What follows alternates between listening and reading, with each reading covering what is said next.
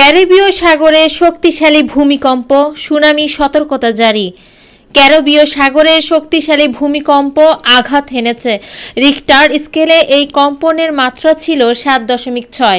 জোরালো এই ভূমিকম্পের পর সুনামি সতর্কতা জারি করা হয়েছে। স্থানীয় সময় শনিবার 8 ফেব্রুয়ারি সন্ধ্যায় এই ভূমিকম্প আঘাত হানে। রোববার 9 ফেব্রুয়ারি এক প্রতিবেদনে এ তথ্য জানিয়েছে ভারতীয় সংবাদ মাধ্যম এনডিটিভি।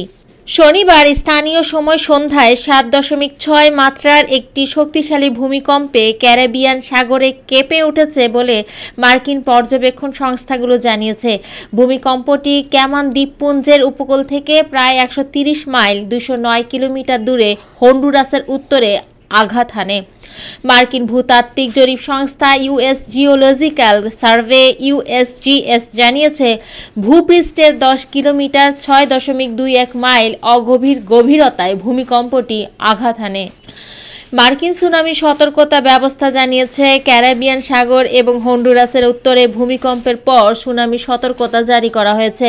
সংস্থাটি বলেছে, ভূমিকম্পের পরে মার্কিন আটলান্টিক বা উপসাগরীয় উপকূলে সুনামি প্রত্যাশিত ছিল না।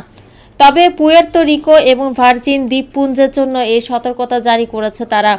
ক্যারিবিয়ান সাগরে অবশ্য শক্তিশালী কোনো ভূমিকম্পের ঘটনা এটি প্রথম নয়। এর আগে 2020 সালের জানুয়ারিতে পূর্ব কিউবার মধ্যবর্তী ক্যারিবিয়ান সাগরে 7.7 মাত্রার শক্তিশালী ভূমিকম্প অনুভূত হয়। স্থানীয় সময় রাত 2:15টার দিকে আঘাত হানা এই ভূমিকম্পের জেরে সুনামি সতর্কতা জারির খবর পাওয়া যায়নি।